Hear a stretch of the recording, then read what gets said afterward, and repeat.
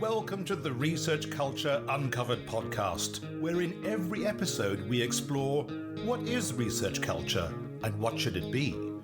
You'll hear thoughts and opinions from a range of contributors to help you change research culture into what you want it to be.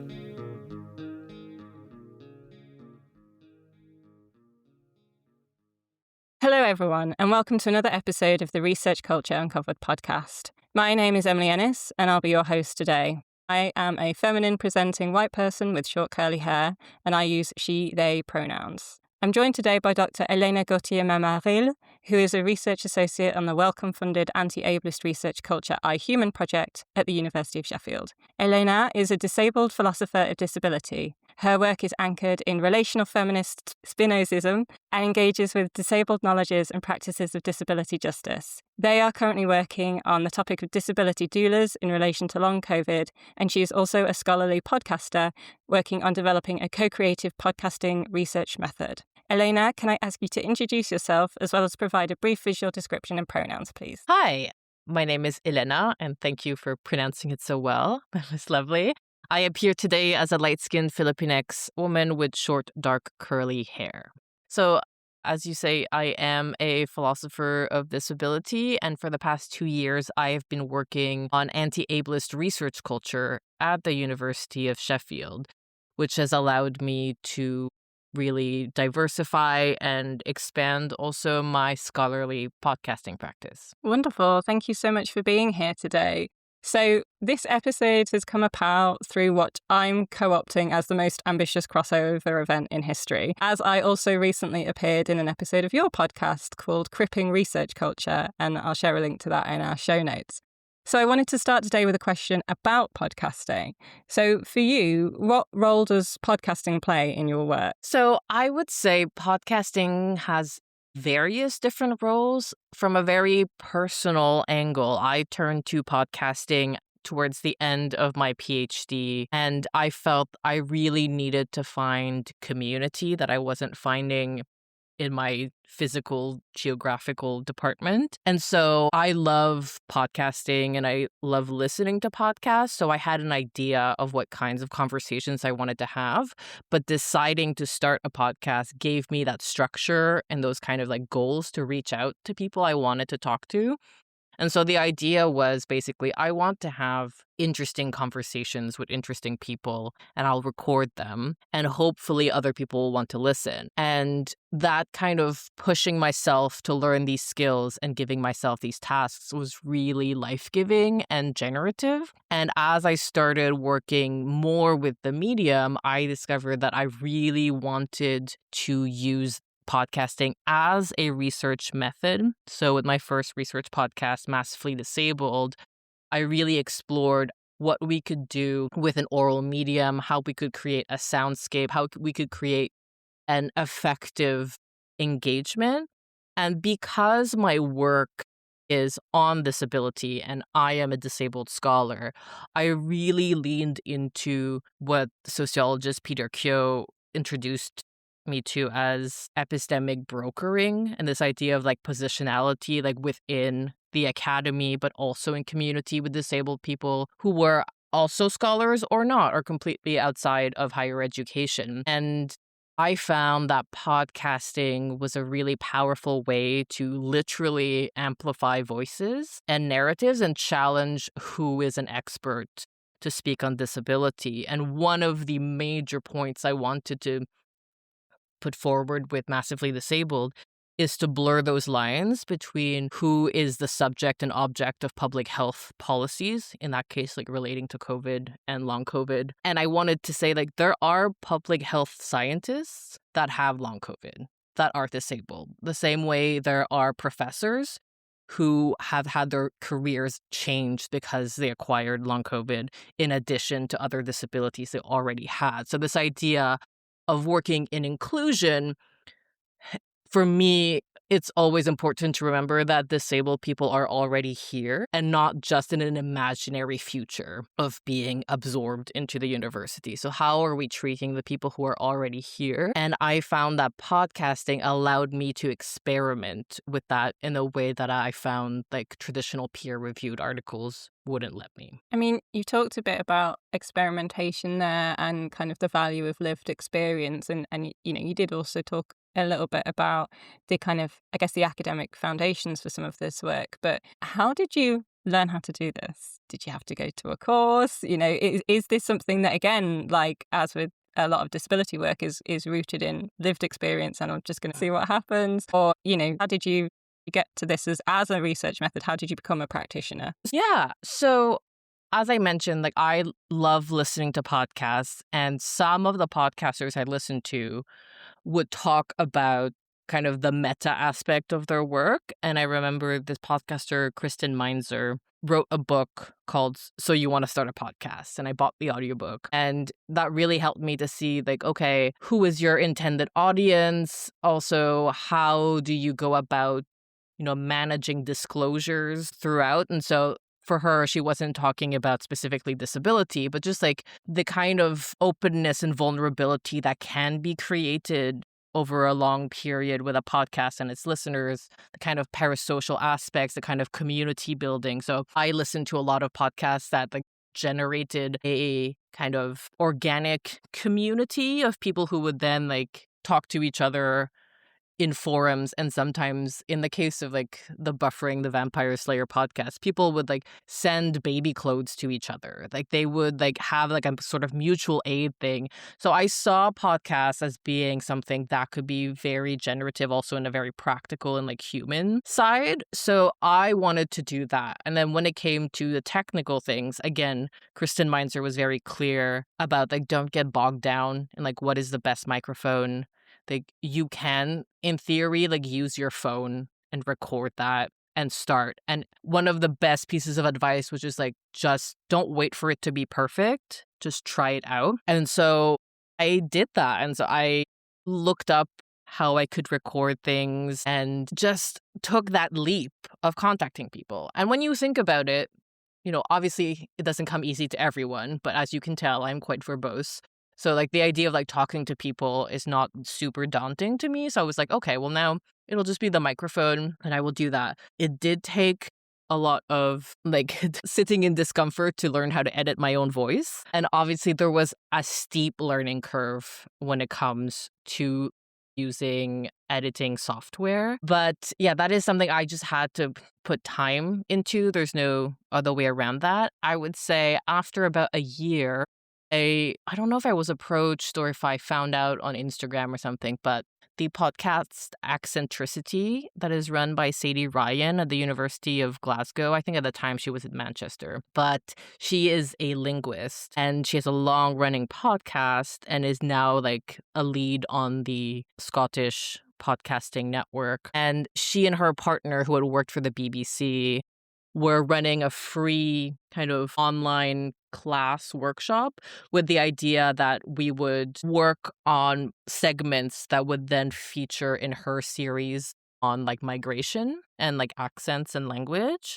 So that was like the quid pro quo. Like we would be contributing content to her podcast, but in exchange, she and her partner would meet with us individually regularly to assess like bits of like interviews and editing that we would do. So in that sense, like I did follow a course, but it was a kind of like bartering exchange as opposed to like a paid course. I love that because I just like the idea that you pay into this community and you get something back, not only in the kind of practical dividends of what you described of getting baby clothes through the community of listenership, but also that, you as a podcaster professional, it can exchange that expertise with other podcasters. And I think what's really interesting to me about this as an approach, as an academic approach, is that it's a diverse research output. And obviously that comes with some of those kind of trappings that you're talking about disclosures where, if you're disclosing something in a research interview and then you're pseudonymizing and then you're putting that out in a journal article, that person is protected in a totally different way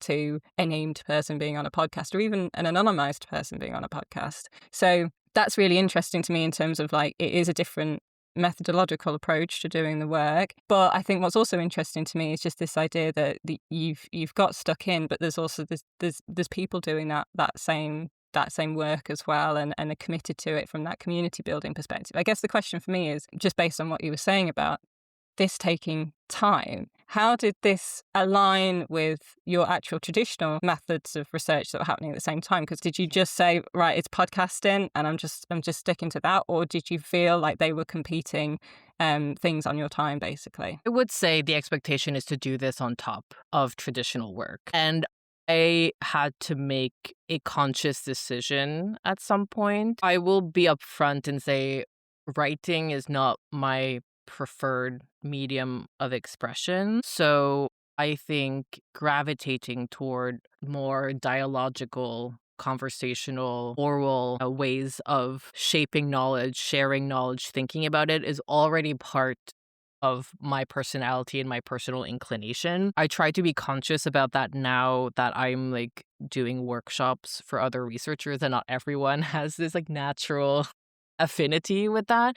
But as someone living within the current system of higher education, as well as being chronically ill, I have learned to prioritize and like shift my priorities and pivot quite a lot.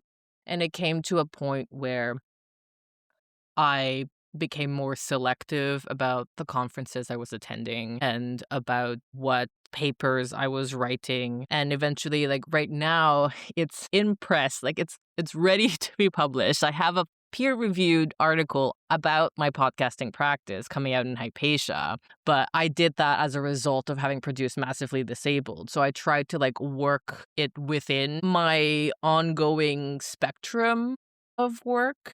So I'm not duplicating, but everything is trying to like make sense as much as is possible because I have varied research interests. But I guess a combination of, at some point, I decided I wanted podcasting to be a core part. And so that means that I cannot spend energy doing other things. And I've had to say no to other things. And so that is a risk for sure. But it was also, I had to be realistic about my capacity to sustain the work. And I found that podcasting was such a great way to reconnect with the why of what I want to do with my research. And when nothing is certain, this is the work I wanted to do, because I know it reaches communities to whom I want to be accountable to. So when we all have limited time and energy and nothing is guaranteed, even if I produced 12 more articles and like 2 books, like I'm not guaranteed to have a job. So I was like, what do I want to do now? How do I want to like use the time that is given to me, as Gandalf would say?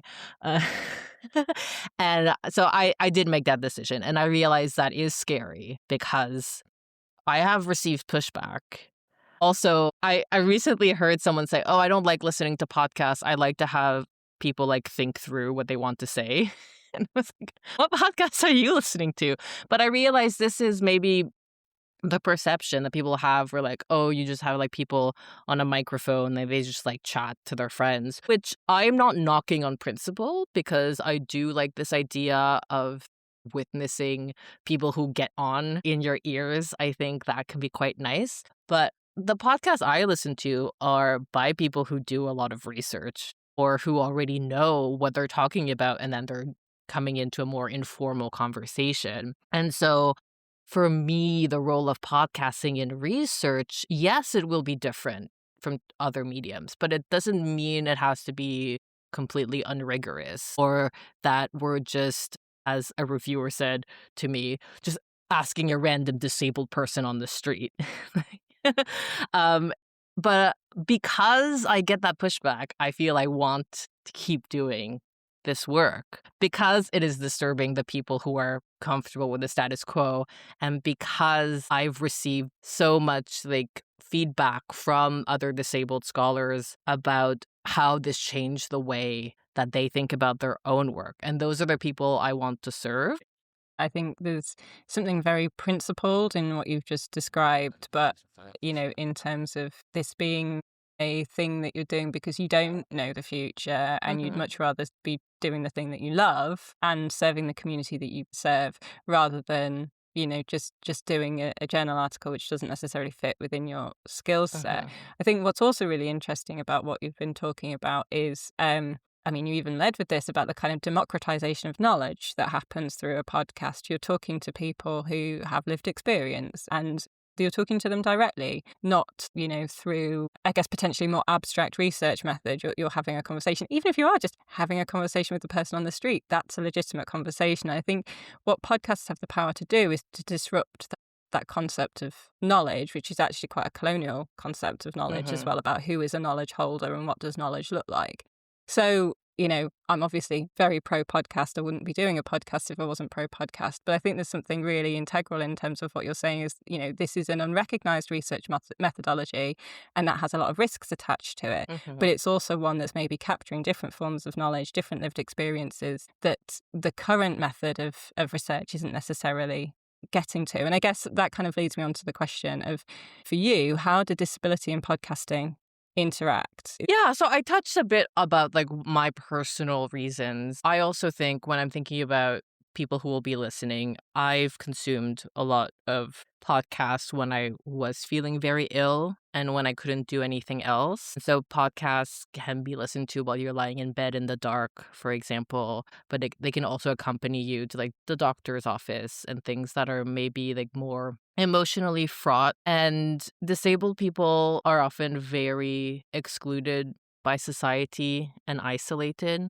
And when I was talking earlier about the benefits of hearing friendship in your ears, sometimes that's what keeps you going when in real life people might stop inviting you to places because they're tired of you turning them down, or because, I live a COVID conscious lifestyle and that's pretty hard in 2026. And so at some point, you want to feel like you are connected to other people, and podcasts allow you to do that. So from a very kind of lived experience perspective, I know the benefits of podcasts. But also, I grew up with my best friend being very, very dyslexic. And so back in the day, we would go to the library and get books on tape, literal cassettes, and CDs and things. And so I was always open to the idea that you can also learn through an audio medium. And when we think about it, we think of lectures. That's really what it is. You go and you listen to someone. And so this idea that podcasts can be more than just entertainment, they can be a way where you learn about the world and you can be exposed to different cultures and people from their own mouth, which I think is very interesting. I love reading books and even novels where things have been abstracted and theorized, but there is something specific about listening, for example, to Ear Hustle, the podcast produced within San Quentin prison in California by incarcerated people. That's a completely different experience than even reading a memoir, for example.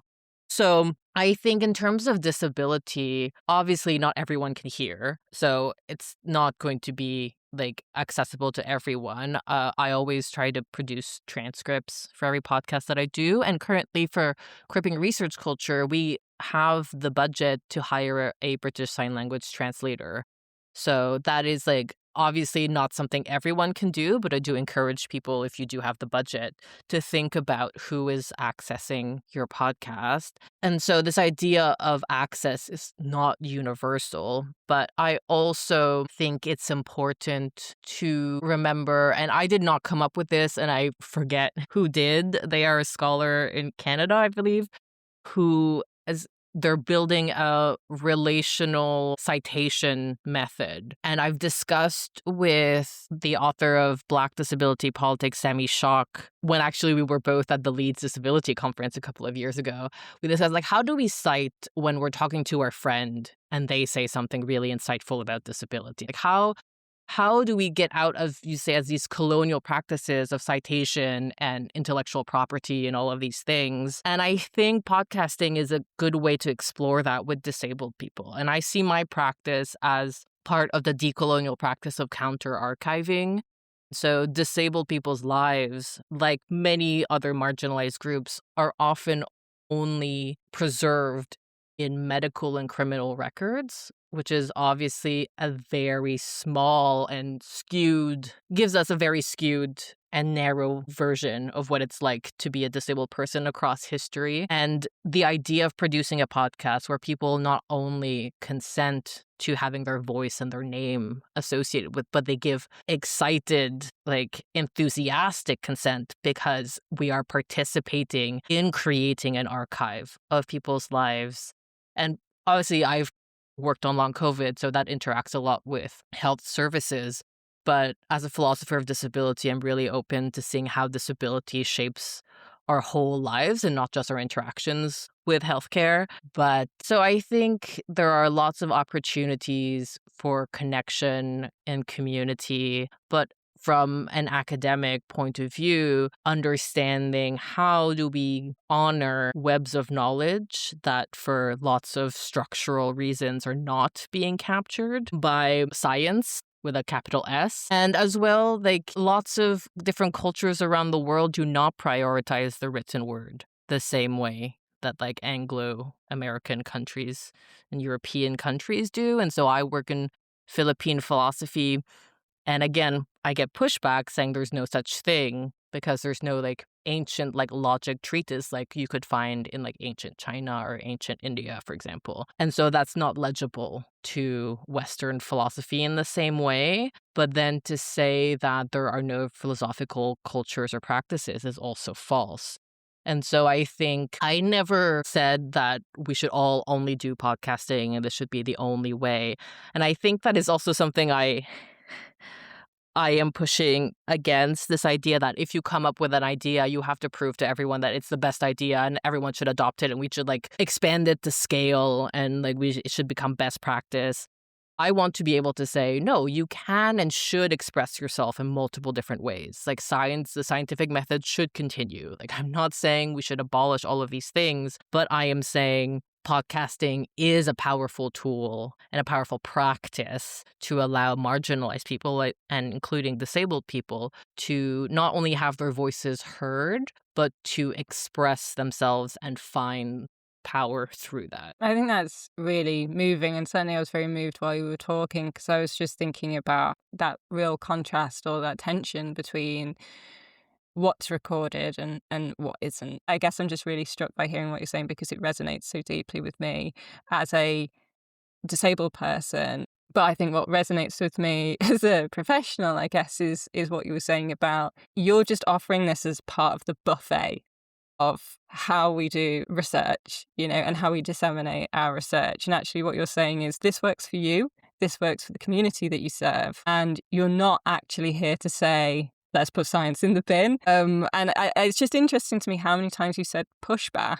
And I'd be interested to hear a little bit more about what that pushback looks like, if you don't mind sharing. Yeah. I mean, it comes in various forms. And I don't want to say that all of it is out of malice, if any. I think a lot of it is from discomfort with something new or, I will say, especially men academics whose exposure to podcasts in their minds is maybe Joe Rogan. And they're like, well, podcasting is extremely harmful. And I was like, well, I agree with you there, but you can't paint all of podcasting with the Joe Rogan brush.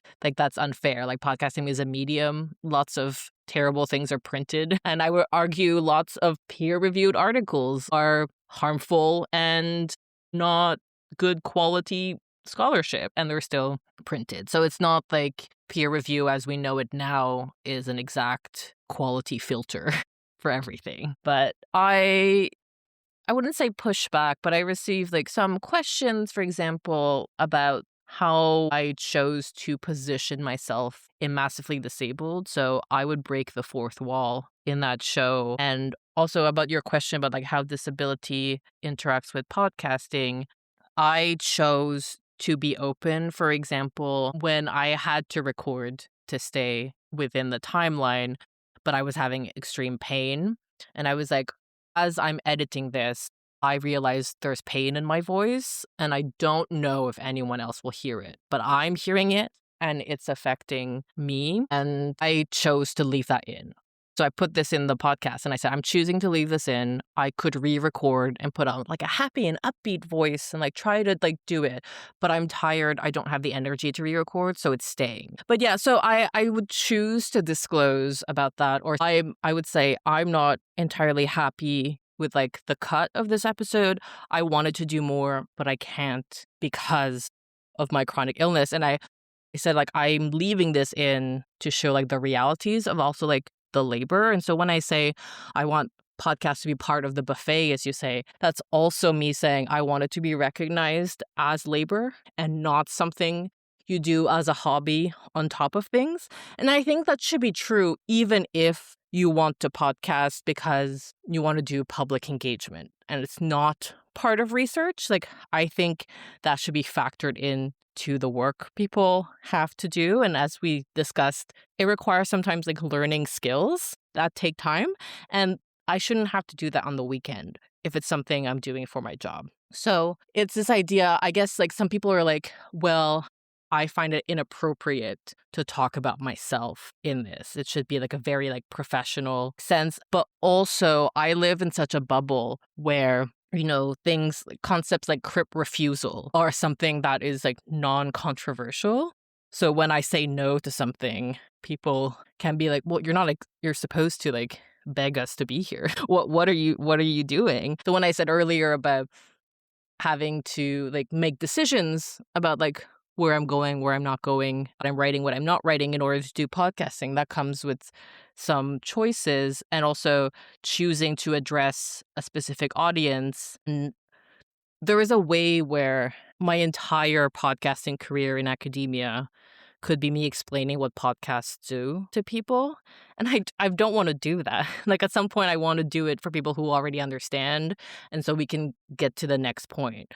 But like I can be professional while disclosing my disability or disclosing how my body and my embodiment is affecting this work. And also the idea of what is good audio. Before we started recording, we were talking about like various ways of recording and, it's really important to have quality audio. And I absolutely agree. But for me, it's also important that we diversify the types of voices that we hear. And that includes having people with like speech impairments, different accents, and different things like that. And because of being attached to higher education, and the point is not to reach the broadest audience and like make the most money and attract sponsors. And so we have this opportunity to be like, hey, we can reach out to these people who normally are not platformed in a way or not made visible. And I think some people are very uncomfortable with this idea of disabled people being visible and this idea that, oh, I don't have to ask permission to post this, whilst like I have to wait 18 months to 2 years to publish anything peer reviewed, is seen as like, well, obviously it must be dangerous, for lack of a better word, because you're like rushing through this. And I'm like, no, I think it's okay to talk about in progress ideas or also accept that, what I'm saying here today, my opinion might evolve later, but that doesn't mean I don't stand by what I'm saying now. And I think that's part of also like my crip theory, this idea of embracing the in progress and not only like waiting until I have like a polished element to give, because like what if all we have is the now? And it's saying that the now is generative and worthwhile, and we don't have to wait to fit into like a nice diluted, possibly like polished version of what is acceptable in this space. Yeah, I agree. And I was just what you were talking about kind of not wanting to spend all your time talking about, why we should do podcasts. I guess it's important to talk about the work that you're doing at the moment at Sheffield. And I guess, it'd be great to hear a little bit more about what that looks like and also how you got there. Yeah. So with the Welcome Anti-Ableist Research Culture Project, the point was to kind of study the University of Sheffield with an idea that it could give us best practices for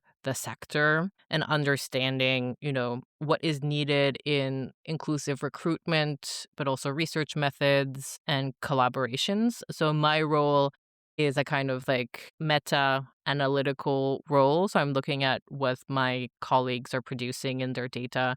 And I'm also taking lead on creating what I'm calling like third spaces. So the podcast Cripping Research Culture is one of those. And then together with the National Association for Disability Staff Networks, I produced a survey that went out to disabled professional staff members because although work focuses on research culture, I'm sure you will agree that research culture is like more than the academics that are in it. It's like everyone within the team that supports the research being able to happen. And I think my colleagues rightfully were focusing on disabled researchers because that was the remit. But I said, like, okay, well, I will try and address the gap of professional service members that are also disabled. And so I worked with NatSen on that survey, put that out, and based on the results, I curated with the help of a community interest company, Quiplash, a series of webinars addressing the topics that came up. And so some of the biggest feedback that I got from that was people just like being in a room with other disabled people. The talks were all led by disabled people of like varying backgrounds, and like how restorative like being in that space was. So like obviously people came for the content and they were interested in that and was relevant to them. But it was like creating a space where we could like dream up more inclusive workplaces was really good. So like I see like that as a kind of practical thing that I'm doing, as well as generating recommendations for the executive board of the University of Sheffield. And I'll be presenting later on this month to the Wellcome Trust. We'll be talking about that. But like how I got there, I would say I was always kind of a misfit in philosophy. I was trained in Canada in a tiny university that used a very literally medieval style of teaching, which means there was an emphasis on primary texts and like really learning to like crafting and like refining your critical skills using the text and not relying only on secondary literature, which allowed me to look at things where maybe there wasn't that much secondary literature, which is what I'm ending up doing now. And that's difficult for academia to understand when we're like, it's only legitimate knowledge if you can cite like a bunch of things. But also part of my training was oral exams. So again, this links back to podcasting maybe, and this idea of like my relationship to knowledge. And then when I moved to the UK, it was a huge culture shock where people kept saying that like my 2 degrees in philosophy were not real philosophy. And because it's just a very different culture. Like the discipline of philosophy just looks a very different way. People are trained in a different way. And you just expect, oh, it's the same discipline, it'll be the same. It was not. And then my PhD was already like a weird combination of like 17th century metaphysics with like feminist relational theory and like critiquing the NHS like shared decision making guidelines in a clinical setting. And so people did not know what to do with me. So I was told repeatedly that I was not doing real philosophy. And then it just so happened that the jobs I've had are really steered me into an interdisciplinary field. So I worked for the Center of Biomedicine, Self and Society at the University of Edinburgh. So I was in a faculty of medicine, fully in a faculty of medicine. But that is what allowed me to do Massively Disabled, because I was part of a really like generative, collaborative space with like anthropologists, science and technology scientists, law scholars, epidemiologists, historians. And so I was able to like really evolve in that interdisciplinary space. And meanwhile, parallel to this, I was like developing my interest in disability justice and really like reading up on that, which is like mostly outside of academia. And then I came to like critical disability studies at Sheffield with people, again, who were like trained in like British disability studies, which is again very different from disability justice. And so there was another culture shock there. And I guess like this is why I really focus on my identity or my positionality as an epistemic broker, because I feel I've had to translate myself so many times across so many different cultures that I can be that person that comes in from the outside and it's like, oh, you've been doing this for a while. Is it working out for you? Should we change this? Like, should we experiment with that? So I think that is an asset that I bring. But it's not easy. I think academia and like the job market and the way funders are structured right now really on paper encourage interdisciplinarity, but then in practice, when you have such an eclectic background such as mine, it is difficult for me to find like a pigeonhole. So I would say like my life is very exciting, and that doesn't mean there's like lots of like stability in that. I mean, it is fascinating. I too come from an interdisciplinary background, probably not as interdisciplinary as you, but I remember being told it's time to pigeonhole yourself. It's time to work out what your sellable, academic identity is. And I was like, oh, I don't really want to do that, actually. I found that very challenging. And in a way, you can have lots of opportunities and you can also have none by virtue of having too many. I guess that leads me on to, a slightly more tricky question, which is what's next, and what does the future look like for you? Maybe not necessarily immediately, but is there anything that you really want to achieve with this work and with your future work? Yeah, so as you said in the introduction, like I really would love to develop a protocol for collaborative podcasting as a research method. And to do that, I need to be able to like work with people and develop that. Like, so it's the podcasting thing of like, you have to do it to learn. Like the experiment is to do the collaborative podcast, because that's very challenging in terms of like who holds the data, who has like the copyright, like who gets to say like I want my segments removed, who gets executive decisions around like the design of the podcast, etc. But those are all things that I think is very important because I want to work in this kind of counter archival manner. And so I would love to do my work on long COVID doulas, and I specifically want to engage with early HIV activism and the knowledges of care that are there, and then place that in dialogue, not a direct comparison, but like in dialogue with the movement supporting COVID long haulers right now. And that's a very like expansive project, and I really hope I get the funding to be able to do that.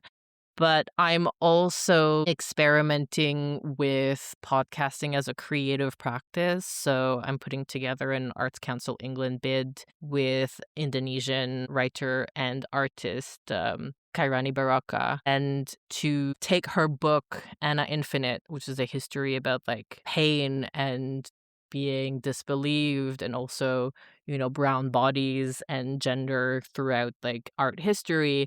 Like I want to create something and then bring in Indonesian voice actors and translators and have Javanese and have Indonesian spoken, like translated excerpts from the book, and then hopefully presentations of the podcast to Indonesian British communities and Indonesian communities in Indonesia and the diaspora, and like have their takes on like their reception of the podcast, give them the opportunity to contribute excerpts of themselves and like stories of themselves, and then produce another series of 3 episodes once it's like gone through the community. So it's like a commentary on like translation and on like embodiment and like knowledge.